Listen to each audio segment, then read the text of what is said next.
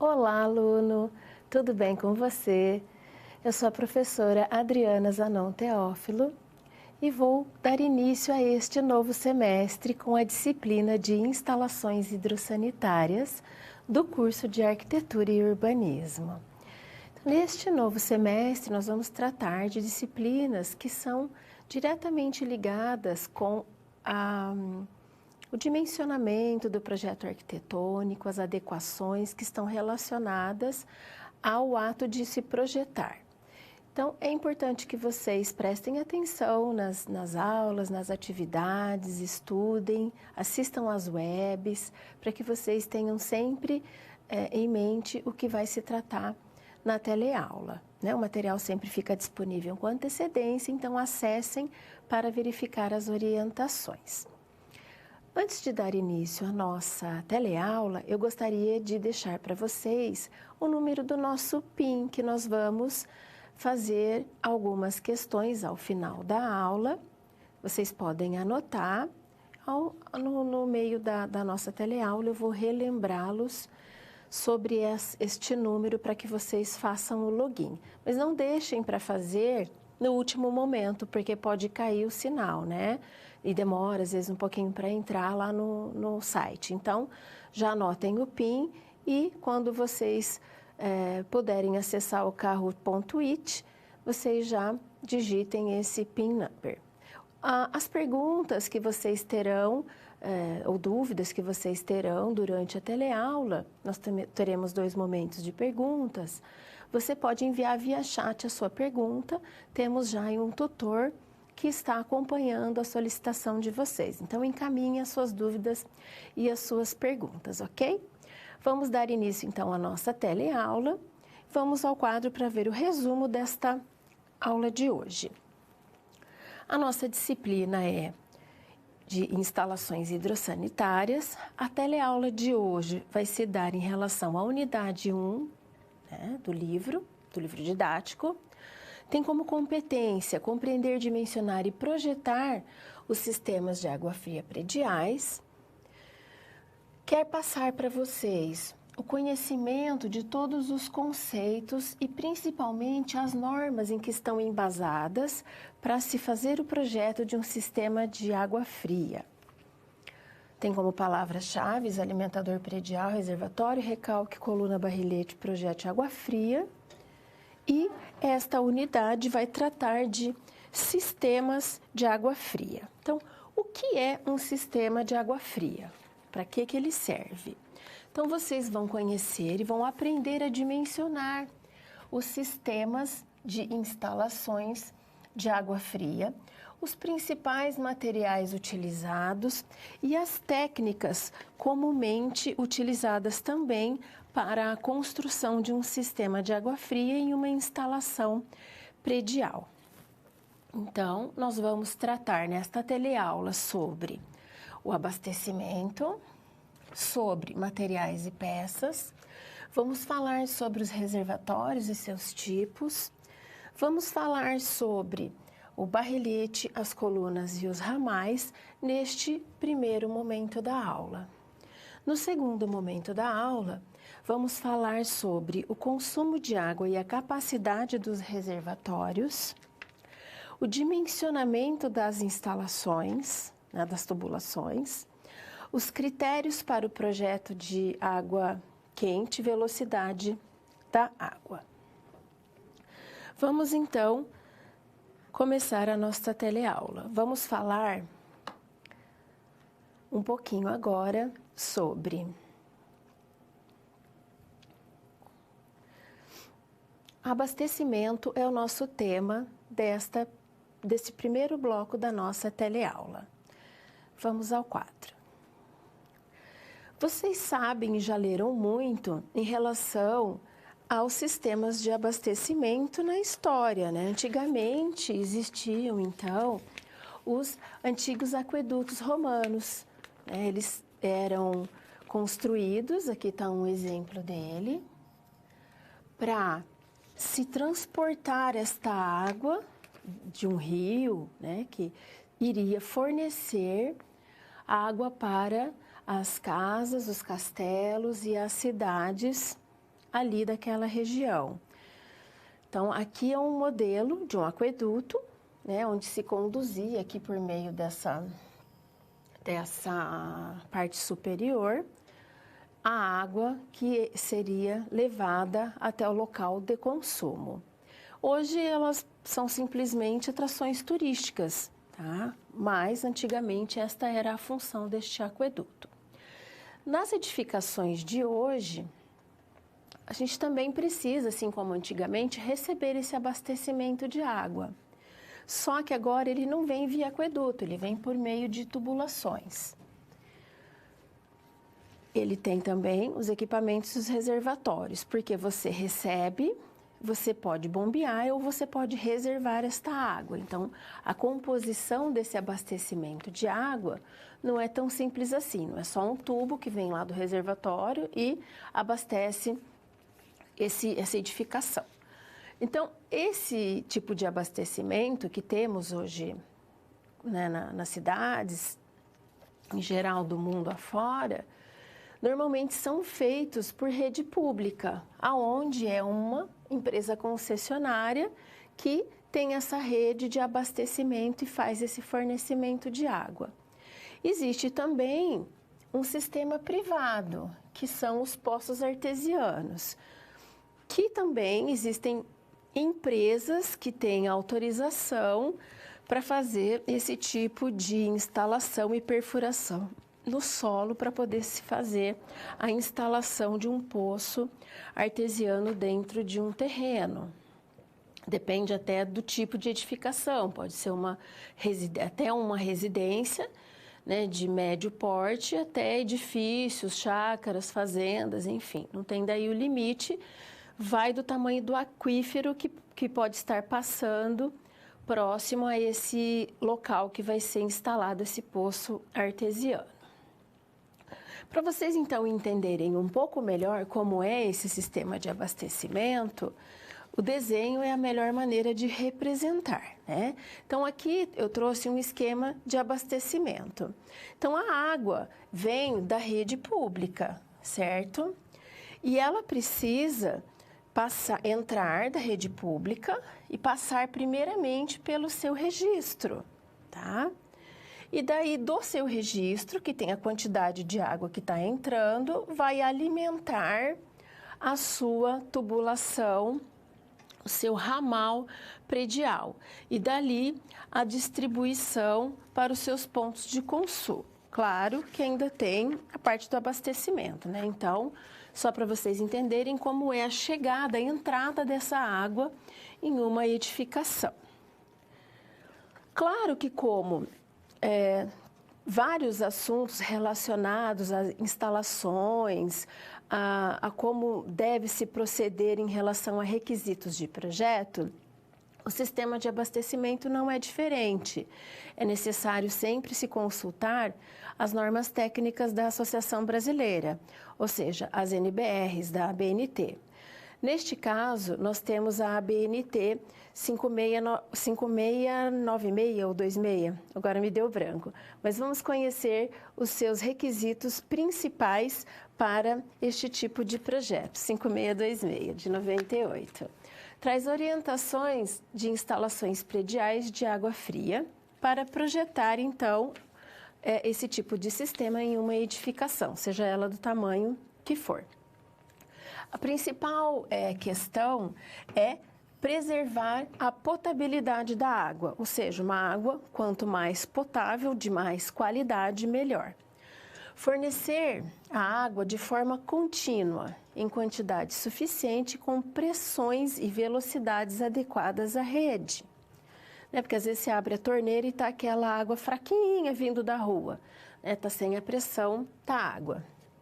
Promover economia de água e energia.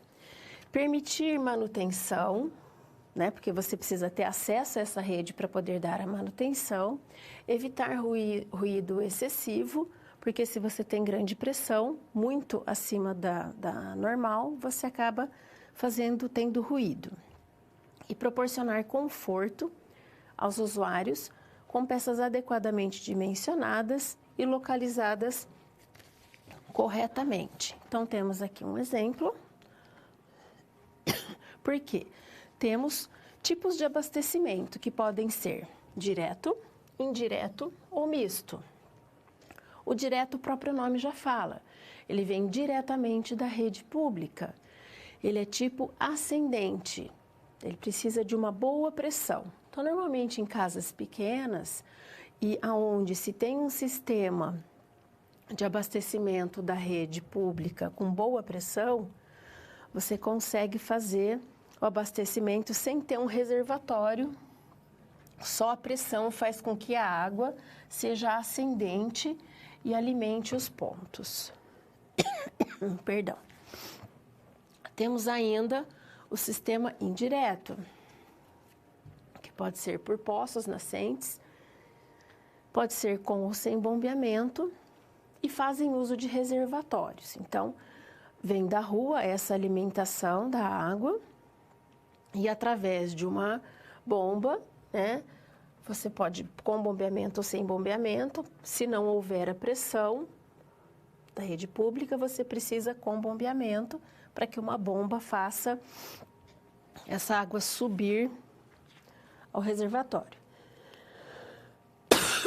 E temos sistema misto. Gente, me desculpe, eu tô com uma gripe. Se eu tossir, me perdoe. Daí temos a edificação, que aqui você tem um sistema indireto, mas com bombeamento, porque são muitos pavimentos, né? Passa de 9 metros de altura. E a rede pública certamente não vai ter uma pressão forte para conseguir com que essa água suba até o reservatório superior. Então, ele vai precisar de uma bomba. E o sistema misto, o próprio nome também fala, ele é parte pela rede pública e parte de reservatórios. É necessário que se tenha torneiras duplas, rede separada, destinos separados, para que você consiga ter esse sistema misto funcionando, porque você não consegue misturar toda a água no mesmo local. Então, este foi o nosso primeiro tema da teleaula. Vamos conhecer agora o nosso segundo tema.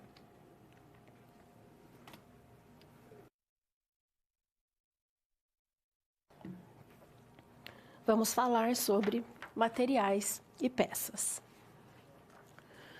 Para abastecimento de água fria, normalmente utiliza-se peças em plástico, ou seja, em PVC. Por quê? Porque eles são imunes à corrosão.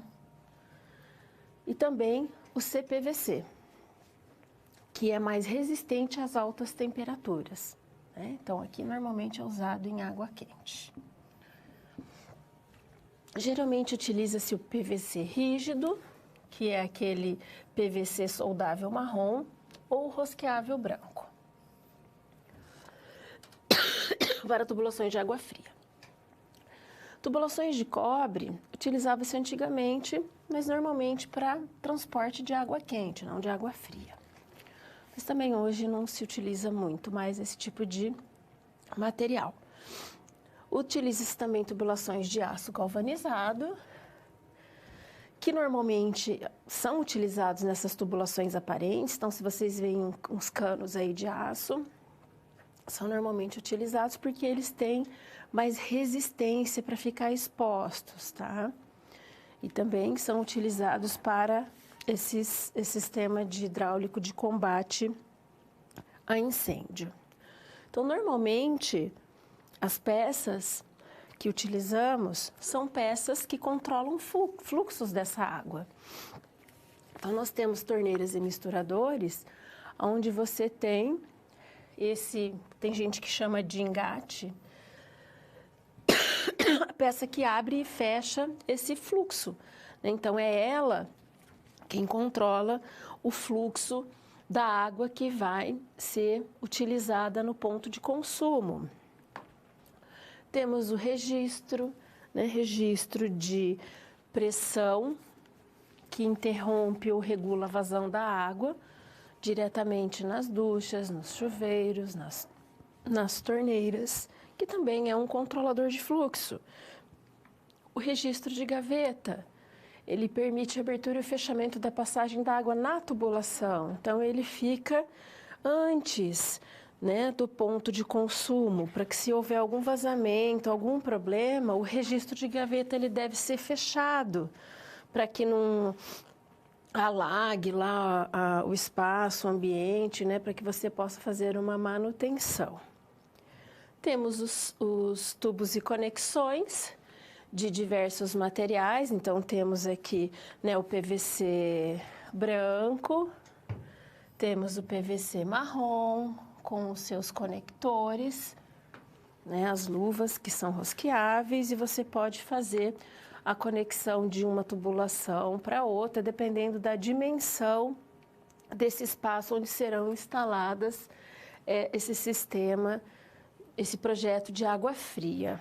Né? Temos aqui as conexões, existem vários modelos de conexões, dependendo sempre do tipo de projeto, da quantidade de equipamentos que serão colocados naquele ambiente.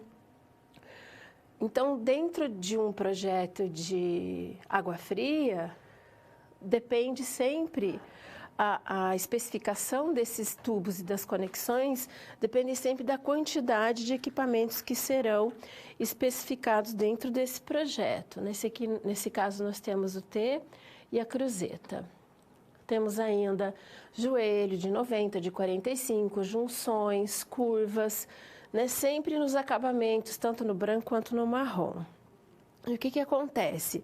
O que é muito interessante? É interessante que você consiga, se possível, fazer uma visita a uma obra que está sendo instalada essa tubulação de água fria, para que você possa entender. Então, como essa tubulação toda fica dentro da parede internamente instalada, você não entende como é essa questão do registro de gaveta, o que ele está limitando de controle de água, até onde vai essa tubulação, o que aquela coluna está alimentando todos os equipamentos daquele espaço, ou se é para determinados equipamentos. Então, é importante que você consiga visitar uma obra, se possível, tenha curiosidade de ir, né, com seus colegas ou agendar uma visita numa edificação, que você consiga verificar lá no local essa experiência e verificar como é feita essa instalação, as junções que foram utilizadas, o tipo de material que foi utilizado para aquele determinado espaço. É interessante que vocês façam isso. Então, esse foi o nosso segundo assunto. Vamos falar agora sobre o nosso terceiro ponto desta teleaula.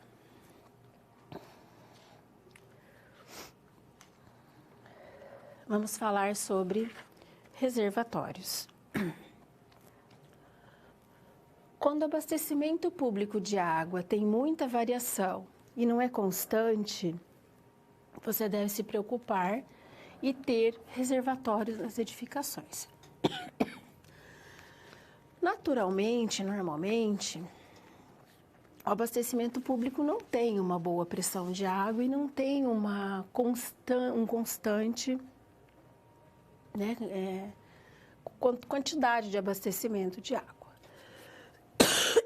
Daí você precisa se preocupar com os reservatórios. E nós conhecemos e existem dois tipos, o superior e o reservatório inferior. Nós já falamos dele no começo da aula e agora vocês podem entender um pouquinho mais sobre eles. Para o reservatório superior, segundo Carvalho Júnior, que é onde, em uma instalação predial de água, o abastecimento é via sistema indireto, tanto faz se tem ou não o bombeamento, é necessário reservatório para que se garanta a regularidade do fornecimento e abastecimento dessa água. O reservatório interno alimenta os diversos pontos de consumo por gravidade, né? Porque está lá em cima, no reservatório superior, e daí cai por gravidade esta água. Desta maneira, esse reservatório tem que estar sempre superior a qualquer um dos pontos de consumo. Então, se a sua caixa d'água está lá em cima, vai cair por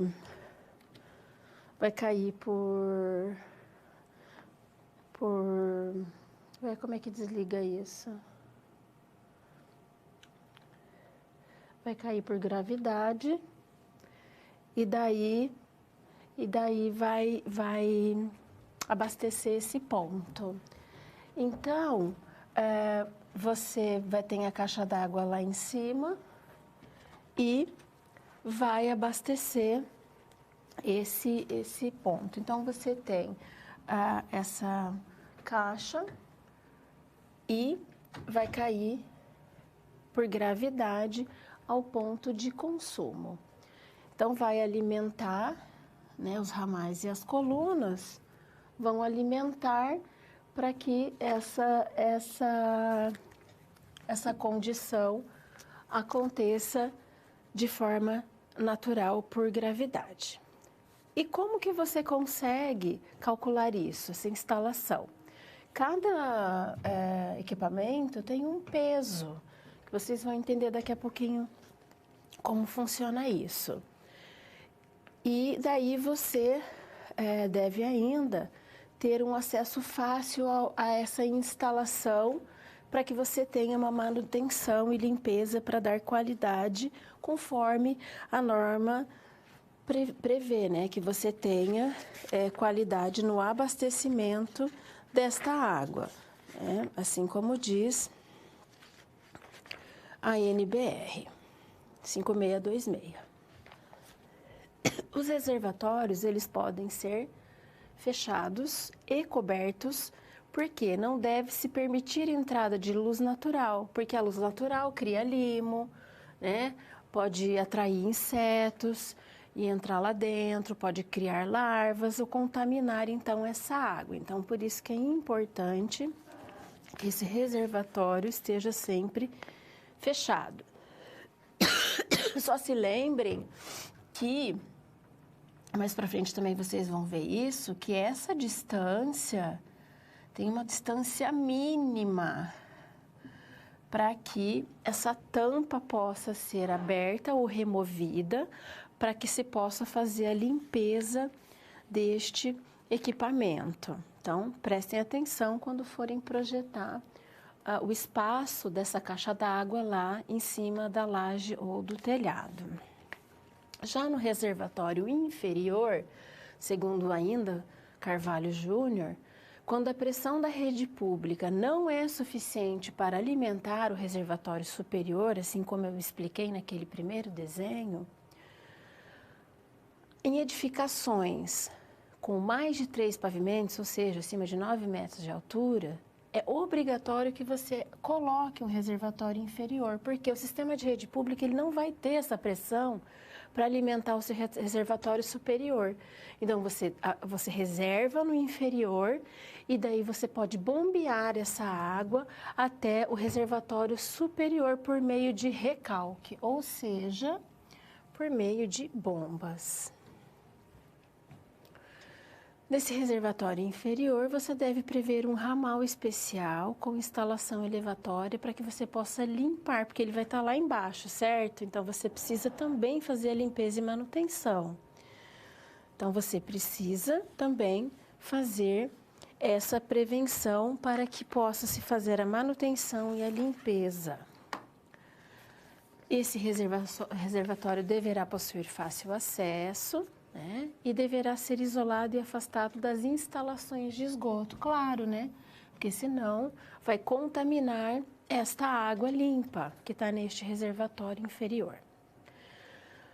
Esse tipo de reservatório ainda precisa de um espaço para casa de máquinas e você também precisa ter espaço suficiente para acessar essas máquinas e dar a manutenção, porque elas pode extravasar, pode queimar a bomba, pode inundar essa casa de máquina.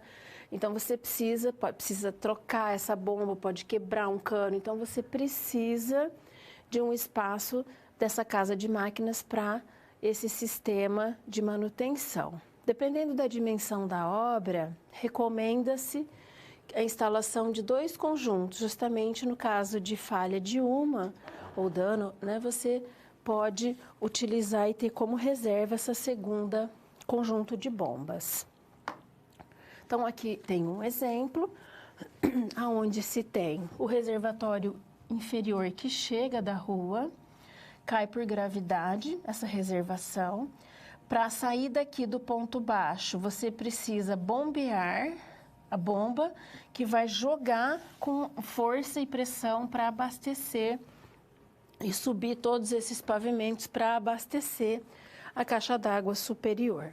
E daí ela desce por meio de gravidade para alimentar todos os pontos e equipamentos, pontos de uso. Vocês devem estar se perguntando, mas e a cisterna? Ela é um sistema de reservatório? Sim, só que ela não é um sistema de reservatório de água que vem da rede pública. Ele é um sistema de reservatório que é instalado ou embaixo do chão ou sobre o chão para captar água da chuva. Nós vamos ver mais sobre esse assunto no capítulo que diz respeito à coleta das águas pluviais. Mas é um tipo de reservatório, por isso que está aqui como exemplo, sendo como reservatório inferior. E ele tem ainda que ter encanamentos separados para que ele vá, para que essa água que você está reservando da chuva possa ser utilizado em locais específicos desta residência ou desta edificação. Normalmente, a água que vem proveniente da chuva são utilizadas para atividades de descargas, lavagens de piso, né? Irrigação de plantas do jardim, né? Vem tudo, lavar carro, lavar quintal, que pode se utilizar a água da chuva para fazer esse uso e tem que ser numa tubulação separada. Então, nós temos como representação de projeto e execução 2 tipos de reservatórios. O reservatório que pode ser moldado em loco, ou seja, construído lá no local, construído na própria obra, onde tem um cálculo, né? Para cada tipo de obra existe um cálculo para dimensionar esse reservatório, e daí você constrói ele no local. Claro que ele sempre deve ser impermeabilizado e a estrutura deve sustentar o seu peso. Então, vamos pensar que a gente tem aqui uma construção, então esse pilar deve sustentar tanto a dimensão, né, que é maior lá em cima, quanto o peso que estará dentro dele.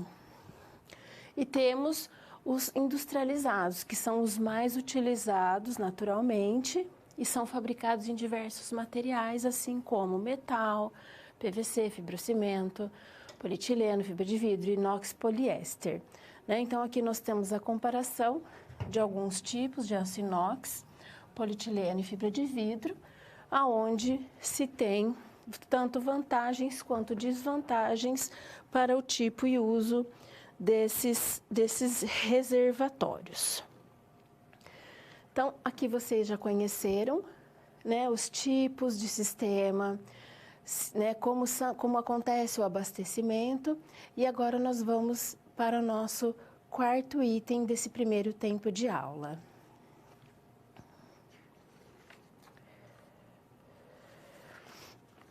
Nós vamos falar sobre barrilete, colunas e ramais. O que é um barrilete? É um conjunto de tubulações que se origina no reservatório, ou seja, ele está lá próximo ao reservatório. E é de lá que vão partir todas as colunas de distribuição para todas as outras tubulações que vão chegar aos pontos de uso, de consumo. O barrilete, ele coleta a água pelo menos a 10 centímetros acima do fundo do reservatório. Por quê? Porque lá no fundo do reservatório sempre se deposita sujeira.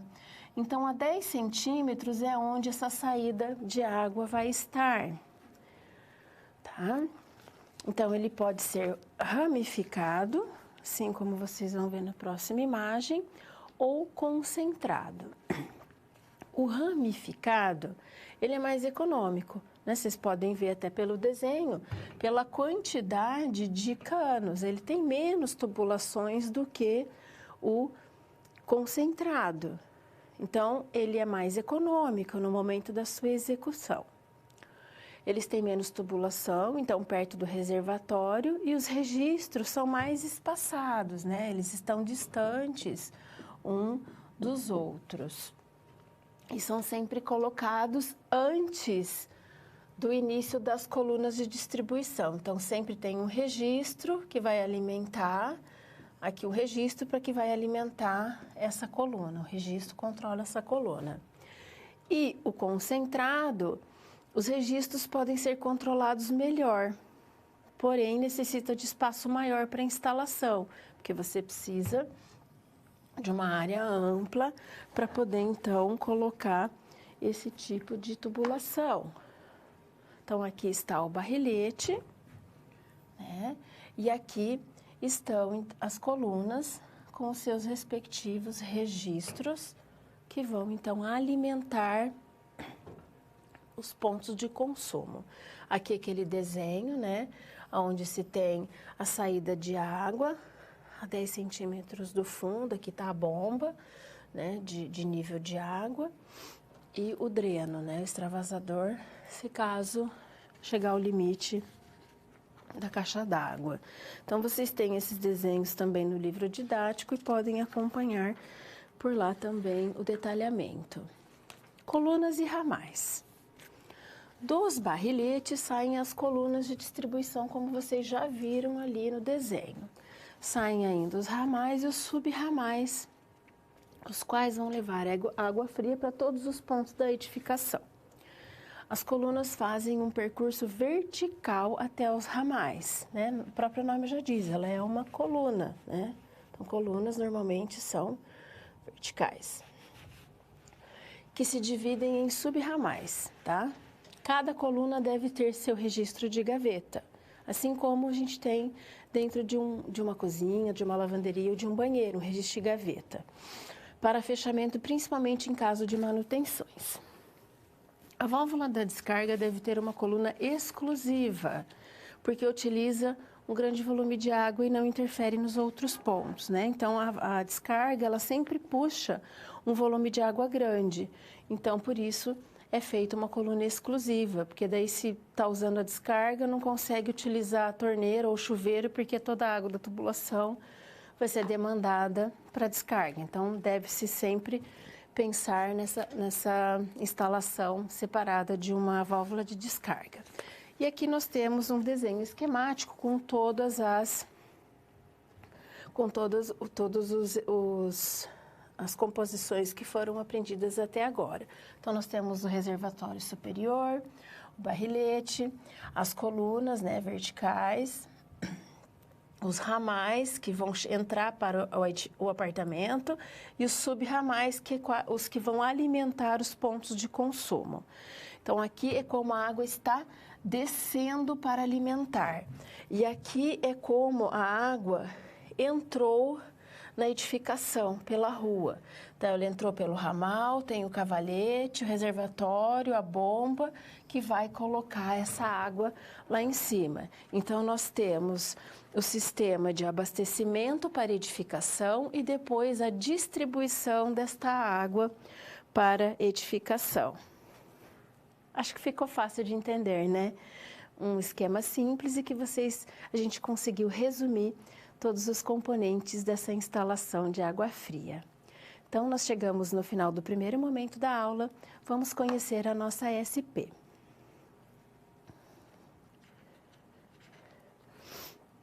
Nesta SP, nós vamos falar sobre sistema de abastecimento. Você recebe em seu escritório uma solicitação para um projeto residencial de água fria. No entanto, seu cliente mora em uma região sem abastecimento público, feito por concessionária de distribuição. Então, como que você vai resolver esse caso, né? Se você não tem uma concessionária de rede pública, como que vai ser, então, o abastecimento desta edificação? Bom, então vamos resolver esta SP. Como este bairro não possui abastecimento público, esse cliente deverá contratar uma empresa particular para construir um poço artesiano, né, no local onde ele precisa desse abastecimento. Então, ele tem que procurar uma empresa que tenha alvará para fazer, equipamentos para fazer essa perfuração. Primeiramente, essa empresa vai fazer um estudo de sondagem desse solo, verificar a altura em que está esse lençol da água, né,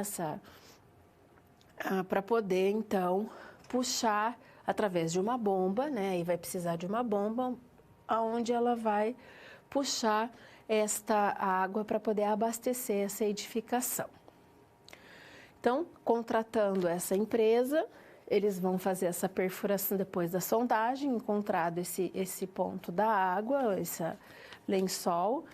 Eles vão perfurar esse solo, né, para localizar esta reserva de água, a qual normalmente tem uma excelente qualidade e pureza, mas indica-se que a cada 6 meses, laboratório especializado nesse tipo de análise faça uma análise desta qualidade de água, para ver se não tem nenhuma contaminação, porque esse tipo de água pode ser até bebido, né, da torneira, você pode abrir a torneira e beber essa água, mas você precisa ter certeza da qualidade da pureza desta água. Porém, esse tipo de atividade, né, tipo de instalação de abastecimento, deve seguir normas também da ABNT. E quando esse poço tem pressão suficiente para atingir a superfície, ótimo, você não vai precisar da bomba. Você só vai ter que captar essa água, mas quando ela não é suficiente, normalmente esse ponto de água ele é mais profundo, você vai necessitar de um sistema de bombeamento. Segundo Carvalho Júnior, pode existir poços pouco profundos e poços profundos. A grande diferença é o sistema de bombas para trazer a água à superfície, né? Então, você consegue achar, mas você precisa verificar de que maneira você vai puxar esta água para utilização na sua edificação. Então, aqui tem exemplo de poços poucos profundos, que ele diz que são poços de até 10 metros, e poços profundos, que são poços que podem ter até 300 metros de profundidade. Então, você tem aí uma bomba mais potente e mais forte, tá? Então, agora nós vamos ter o nosso momento de interação.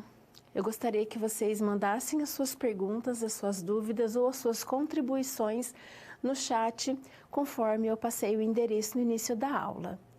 Vou colocar para vocês também o PIN number, que eu acho que já está aí na tela, para que vocês acessem o Kahoot. Deixa eu colocar aqui. Este é o nosso PIN number, anote aí, 318937. Ó, já temos player, já temos jogadores logados. Tá? Então, vou aguardar a pergunta de vocês nesse momento de interação. Daqui a pouquinho a gente volta. Até já!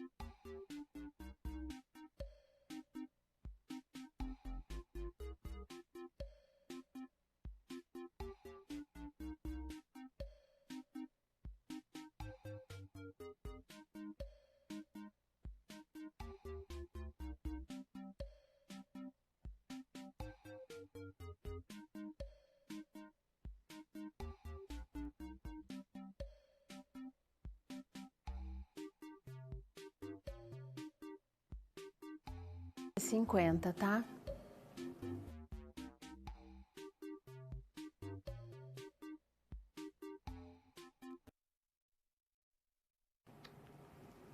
Olá!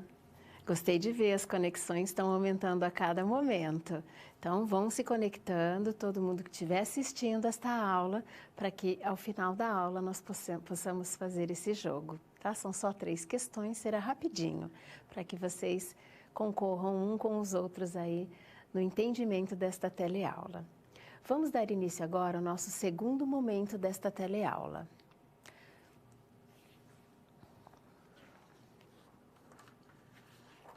Agora nós vamos falar sobre consumo de água e capacidade dos reservatórios. Conforme cita Carvalho Júnior, alguns estudos mostram que, por dia, uma pessoa gasta de 50 a 200 litros de água. Depende do local que se utiliza, né? Portanto, a média normal é que 200 litros seja uma quantidade utilizada de forma racional e que pode-se viver confortavelmente com esta quantidade. Como que você calcula esse consumo, né? Então, para se calcular o consumo diário de água em uma edificação, você precisa primeiramente conhecer a pressão e a vazão dos pontos de utilização, a quantidade e frequência de utilização desses aparelhos, a população, ou seja, quantas pessoas tem naquela edificação, naquele espaço, as condições socioeconômicas, o clima, entre outros, né? Porque é claro que numa cidade com muito quente, você acaba utilizando mais água, né? A pessoa vai querer tomar mais que um banho, né? Então, a pessoa bebe mais líquido, utiliza mais a descarga, né? Então, lava mais as mãos e o rosto porque transpira muito. Então, isso depende muito da região e do uso dessas instalações. Conforme ainda o autor, na ausência de critérios e informações para se calcular esse consumo diário dentro de uma edificação, você pode utilizar tabelas que pode-se verificar a taxa de ocupação de acordo com o tipo de uso do edifício e o consumo per capita daquele espaço. Então, existe uma fórmula básica que traz o consumo diário, onde o consumo diário, né, é a sigla de CD, consumo diário por dia, de litros por dia. O P é a população que ocupará a edificação, então quantas pessoas utilizam aquele espaço, e o Q é o consumo per capita de litros por dia daquele ambiente que se está projetando. Então aqui tem a tabela de exemplo, que pode ser utilizado como padrão. Então aqui tem feito um levantamento e um estudo, claro, onde existe a natureza do local. Então, aqui eles colocaram como principais usos residências e apartamentos, bancos, escritórios, lojas de pavimento térreo, lojas de pavimento superior, shopping centers, museus e bibliotecas, salões e hotéis, restaurantes, teatros, cinemas e auditórios. Então, são tipos de uso, natureza do local. E a taxa de ocupação, né? Então, nos residências e apartamentos, 2 pessoas por dormitório, calculou-se, né? Então, um apartamento lá com 3 dormitórios, calcula-se 6 pessoas. Em bancos, daí já se calcula a cada metro quadrado. Então, no banco, 1 pessoa por metro quadrado. No escritório, 6 por 6 metros quadrados. Em lojas, 2,5 metros. Loja superior, 5 e assim por diante. E quando você tem um espaço com uma aglomeração grande de pessoas, você tem uma metragem menor quadrada, né, para a quantidade de pessoas que estarão utilizando aquele espaço.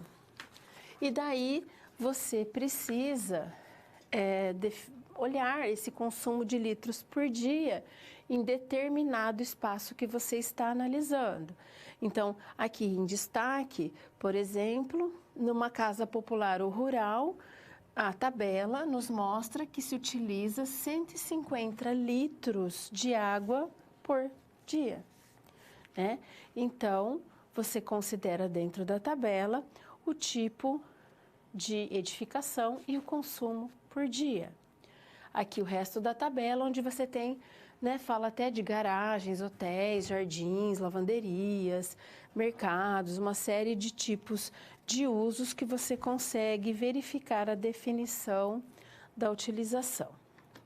E daí a gente tem um exemplo para poder fazer quantificar esse volume de água, né? Então, se a gente considera que se utiliza 150 litros por dia e multiplica pelo número de pessoas que vão utilizar aquela quantidade de água, você vai ter a capacidade desse reservatório. Então, se a gente tem 4 moradores, por exemplo, então são 150 litros por dia. Com 4 moradores, multiplicando, você vai ter um reservatório de 600 litros de água, correto? Para Creder, em muitas localidades do Brasil existe a deficiência no abastecimento público de água. Portanto, é interessante prever reservatórios com capacidade suficiente para 1 ou 2 dias a mais de consumo diário. Porque se falta água, se acontece algum acidente, você tem mais 2 dias para a utilização, então, do consumo desta água que estará reservada. Então, além daqueles 600 litros, você põe mais 2 dias de utilização. Então, você vai dobrar o tamanho ou triplicar o tamanho do seu reservatório. Para casos comuns de reservatórios domiciliares, recomenda-se a seguinte distribuição a partir da sua reservação total. No reservatório inferior, você deve colocar 60% e no superior, 40%. Né? Claro isso, porque você recebe da rua, então você reserva mais água na parte inferior, faz o bombeamento para subir para a parte superior e daí você tem essa quantidade de reserva total de 100% nesses 2 tipos de reservatório, ok? Chegamos ao fim desta parte da aula, do primeiro assunto da parte 2. Vamos conhecer o próximo assunto.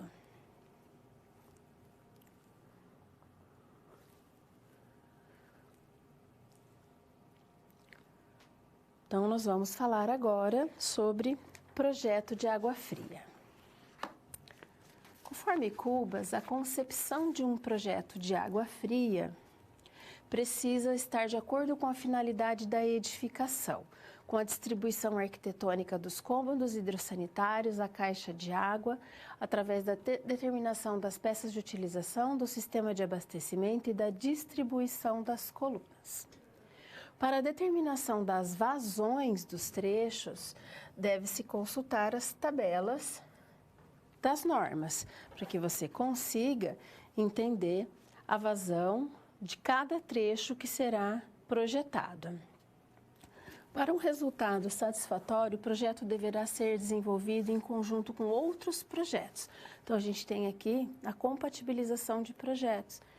É importante que o arquitetônico, estrutural, fundação, elétrico, hidráulico se conversem, tá? E daí, para você desenvolver um projeto de água fria, você precisa desenvolver o detalhe de cada ambiente numa perspectiva isométrica, né, de 60 graus. E você pode utilizar sempre uma escala ou de 1 para 20 ou para 1 para 25, que é uma escala que você consegue mostrar esses detalhes. E nesses detalhes você vai mostrar tanto as posições do encaminhamento vertical dessas tubulações e os pontos em que elas estarão embutidos na alvenaria. Então, você precisa deixar o detalhe desse desenho para um fácil entendimento. Então, o que compõe um projeto de água fria? O memorial descritivo e justificativo, memorial de cálculo, norma de execução, especificação dos materiais e equipamentos, as plantas baixas, os desenhos isométricos, os detalhes que são necessários nesses desenhos e a relação de materiais e equipamentos desse projeto, de cada um dos ambientes que vai ter o projeto da água fria. Para os desenhos isométricos, você pode seguir um roteiro que o autor Carvalho Júnior passa. Então, você pega lá o ambiente, um banheiro, por exemplo, traça lá a planta baixa do ambiente e em perspectiva no ângulo de 60 graus. Marca os eixos de consumo da água, que são os pontos de alimentação, ou seja, onde vai estar o lavatório, a bacia, o chuveiro, a pia, né, a bancada.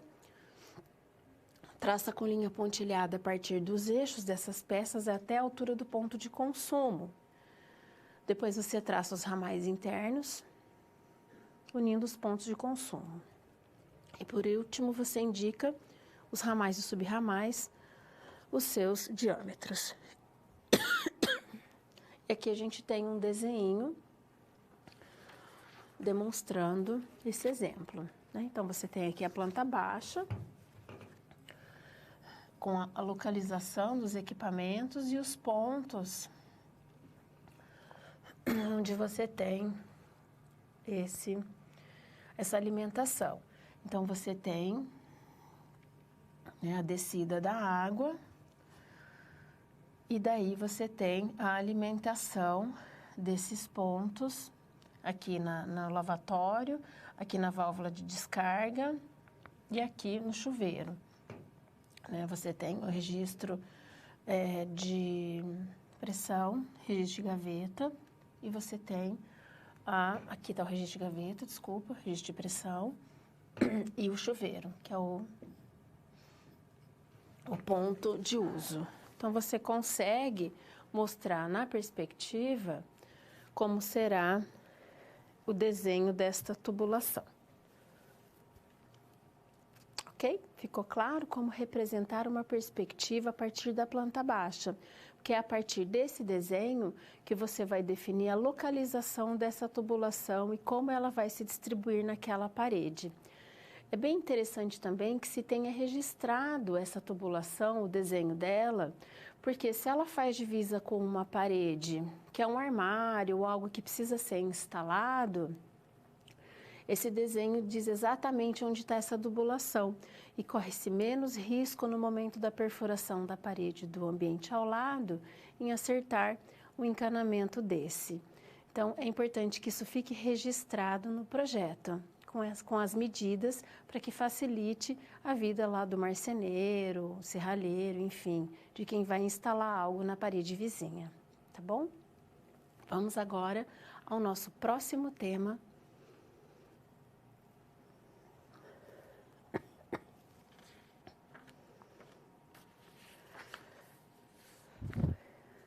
Nesse tema, nós vamos falar de dimensionamento das instalações.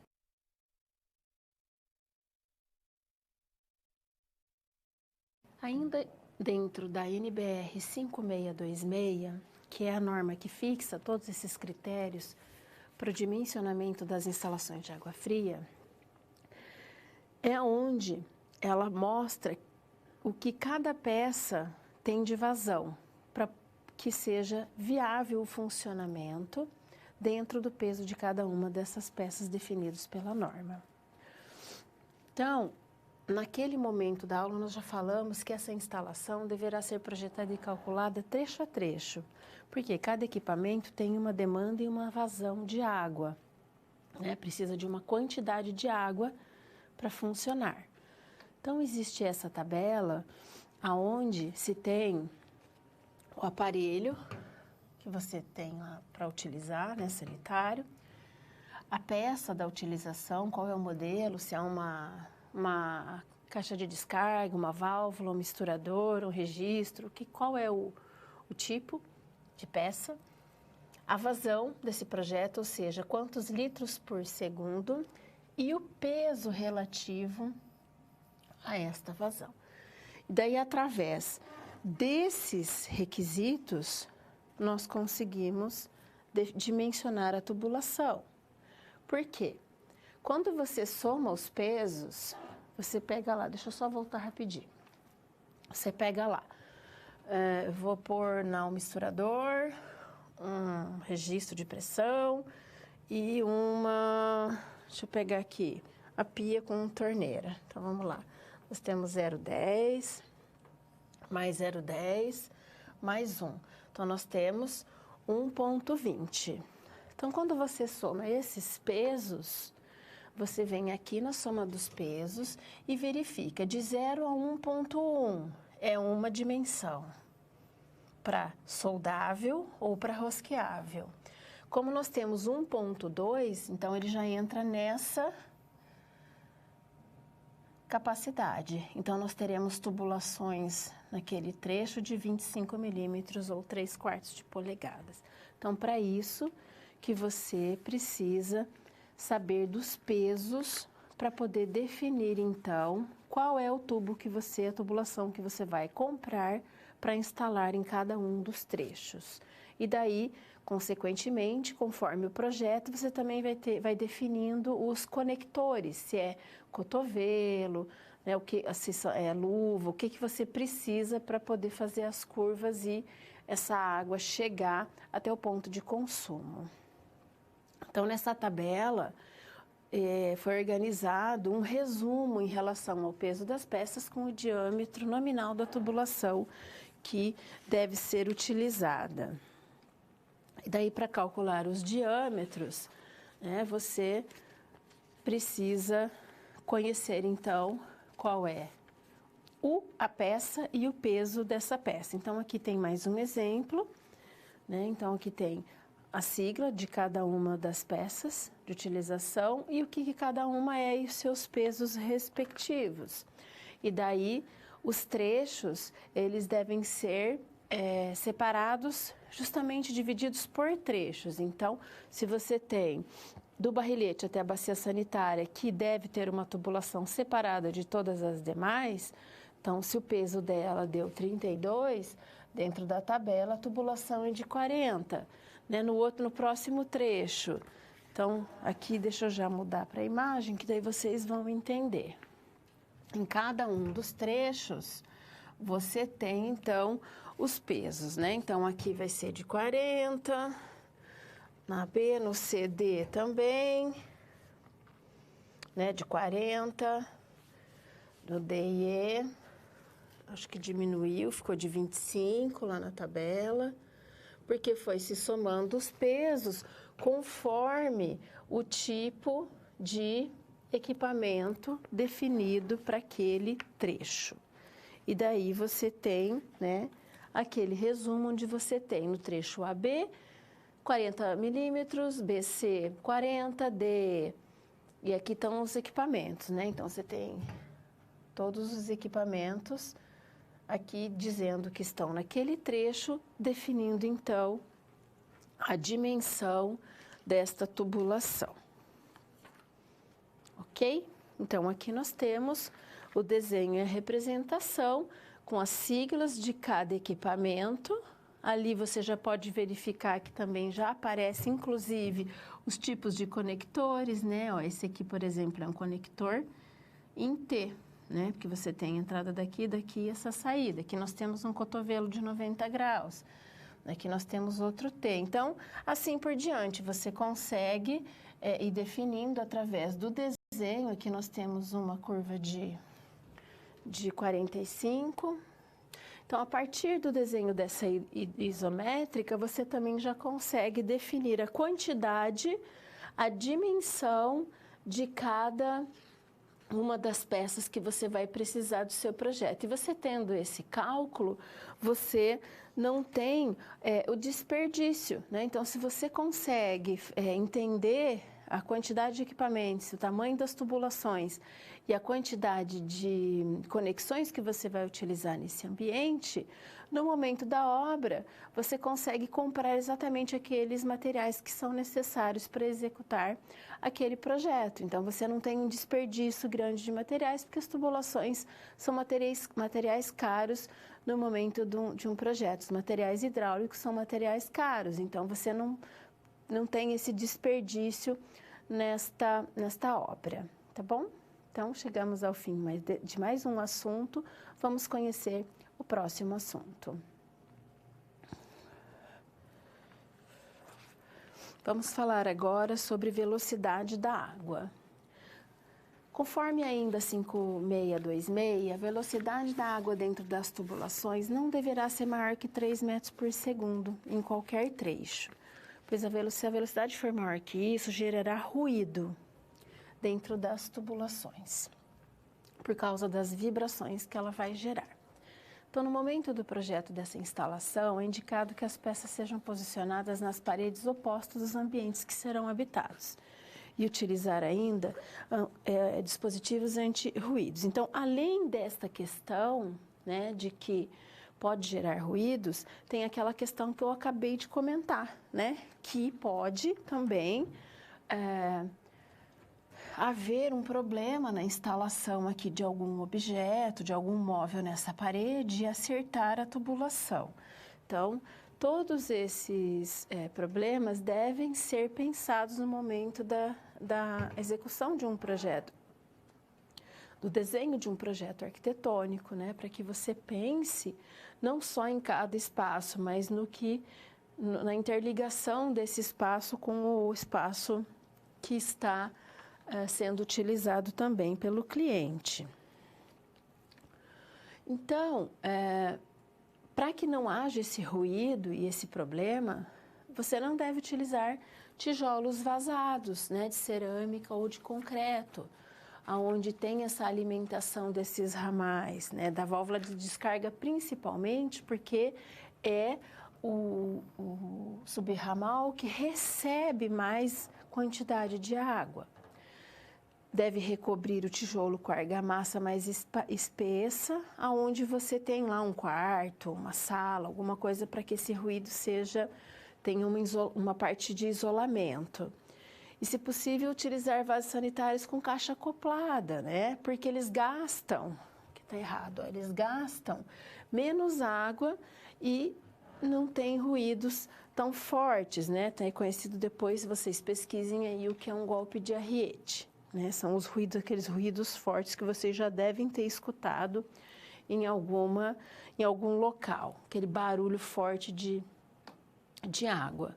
E temos ainda uma outra NBR, a 15575, que fala sobre instalações hidrossanitárias e apresenta maneiras de medir esses impactos sonoros dos equipamentos hidráulicos, que fala do barulho das bombas, das descargas, das torneiras, que pode trazer desconforto para o usuário e estabelece parâmetros mínimos para minimizar esse desconforto, principalmente quando se tem aquelas prumadas, ou seja, aquelas descidas, né, de água coletiva nos edifícios e equipamentos que gerem ruídos nos apartamentos vizinhos. Então, né, você precisa se preocupar com essa questão.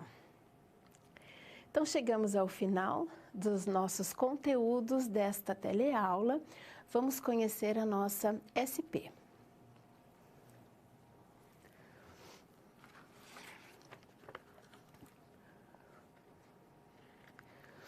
Nesta SP, vamos falar sobre dimensionamento de água.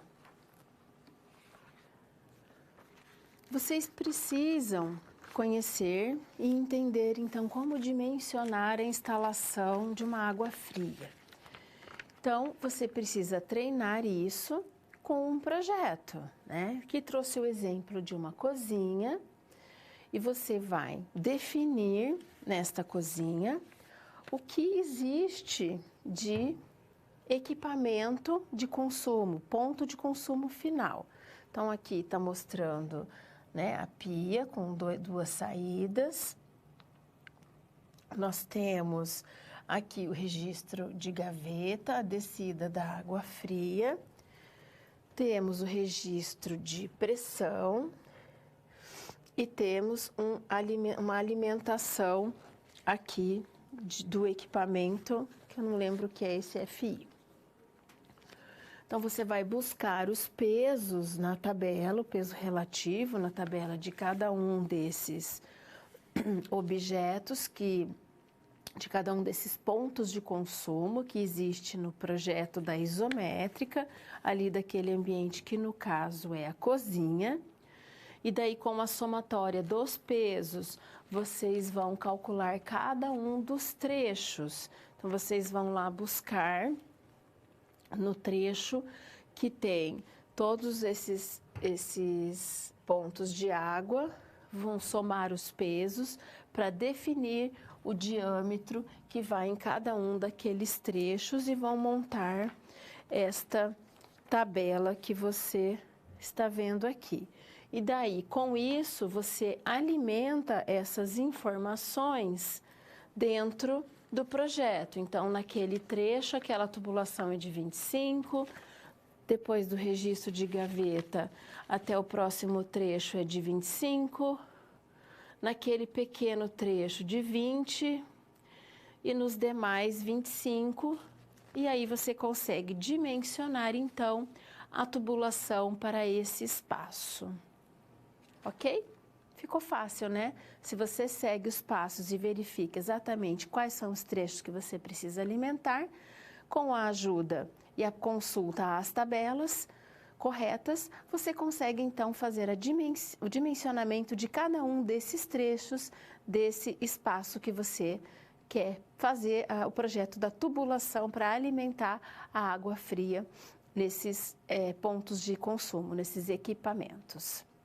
Chegamos ao final desta teleaula, vamos ao último conteúdo.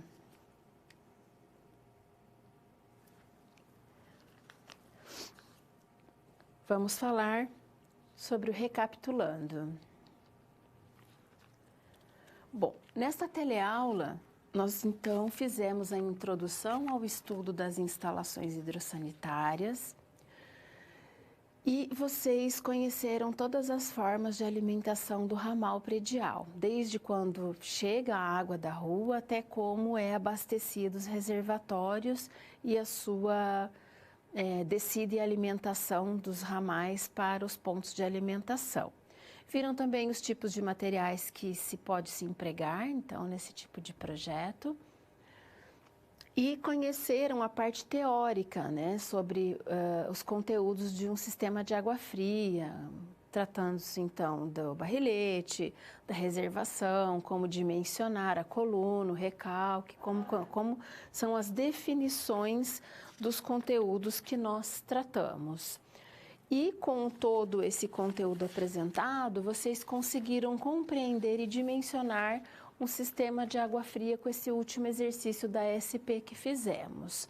E assim vocês podem desenvolver um projeto completo para um sistema de água fria de uma instalação predial. Lembrando que você pode sempre utilizar essa questão, você sempre deve pegar cada um dos projetos ou parte dele. Então, vai dimensionar lá o lavabo separadamente, tem que fazer o desenho separado, verificar os equipamentos, os trechos, para poder consultar a tabela e definir a dimensão dessa tubulação. Então, primeiro o lavabo, depois o banheiro, depois a cozinha, a lavanderia com seus devidos equipamentos. Então, cada área molhada, né, que chamamos, tem que ter o seu projeto de instalações de água fria, para poder fazer o abastecimento com a dimensão correta dessa tubulação, tá bom? Agora, nós chegamos ao momento de fazer o quiz no Kahoot. Então, eu quero que vocês, eu vou colocar lá no sistema para que vocês loguem. Mas ainda temos só 17. Vamos logar. Eu vou aguardar um pouquinho, um minutinho, para que vocês possam logar aí, para que a gente possa fazer o quiz e as perguntas. E daí eu vou vou responder alguma dúvida, caso tenha.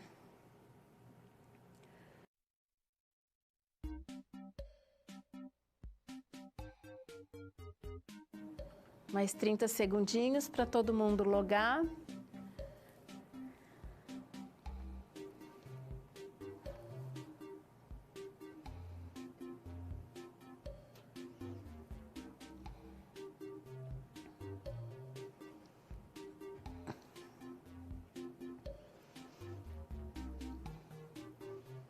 Podemos começar. 3, 2, 1. Vamos lá, vamos começar. Quem entrou, entrou. 1, 2 e já.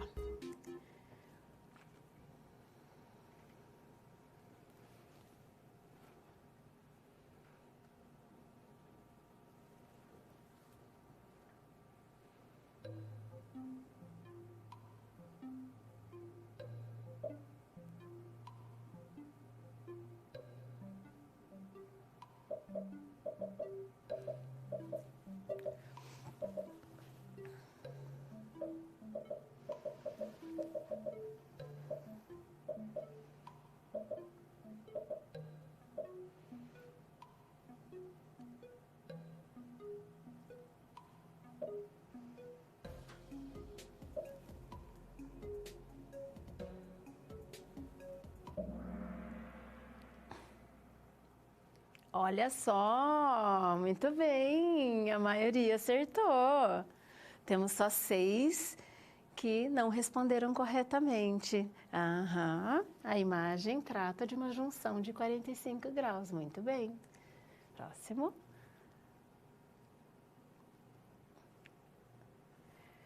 Ué, o que aconteceu? Vamos lá, segunda. Ai, não vi o nome de quem ganhou. Não acredito.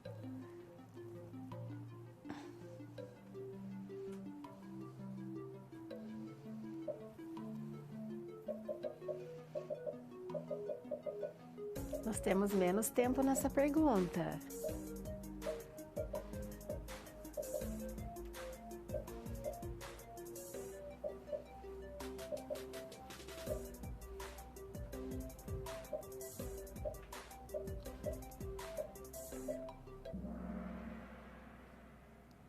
Olha, ó, vocês ficaram na dúvida, né? Mas está certo, a maioria acertou. Inferior de 60%, superior de 40%. Eu acho que tem uma pessoa ganhando. Quaresma. Quem é você, Quaresma? Parabéns. Próxima, última.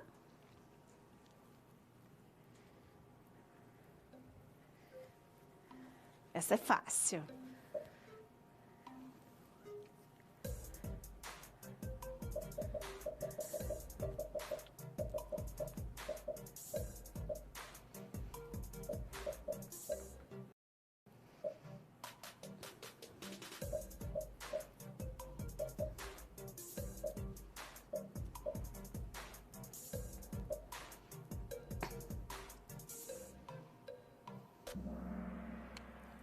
Ó, vocês prestaram atenção na aula, muito bem, registro de pressão. O registro de pressão é o registro que é onde você abre e fecha, isso aí, no chuveiro.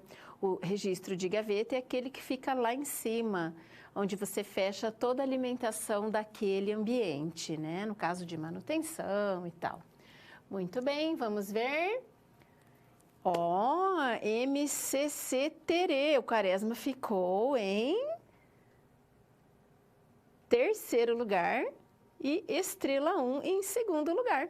Parabéns para vocês, muito bem, vocês prestaram atenção na aula e foram bem rápidos na resposta. Eu tenho algumas dúvidas aqui e está me perguntando qual a diferença entre ramal de distribuição e subramal. Bom, eu não sei que polo está perguntando, mas enfim, o ramal. Então, o que é um ramal de distribuição? Ele vem de uma coluna lá, vamos pensar naquele desenho que você tem a caixa d'água e você tem a coluna de distribuição. Dentro de um edifício, o ramal de distribuição é a tubulação que alimenta todo o apartamento. E o subramal são os derivados desse ramal que vão alimentar cada um dos pontos de consumo deste apartamento. Esta é a diferença, ok? A outra pergunta é do Rio de Janeiro, acabei de receber a informação. E a outra pergunta, a diferença entre tubo soldável e rosqueável. Na verdade, a definição de quando usar cada um deles é uma especificação da execução dessa obra. O soldável, ele é justamente o nome, ele é soldado, então ele é colado um no outro, ele se solda, né, esquenta, ele fica soldado, então ele tem que ser muito bem soldado para não se escapar essa água.